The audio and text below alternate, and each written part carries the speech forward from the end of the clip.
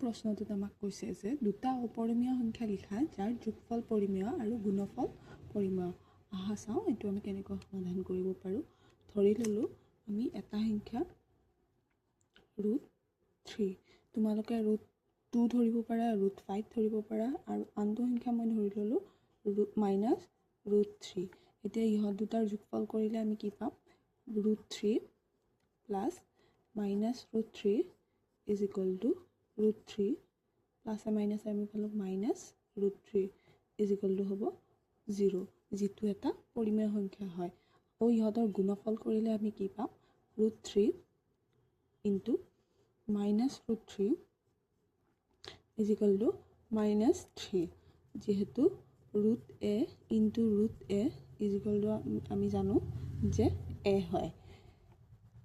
এতিয়া আমি দেখিলোঁ 0টো এটা পৰিমেয় সংখ্যা আৰু -3টো এটা পৰিমেয় সংখ্যা হয়।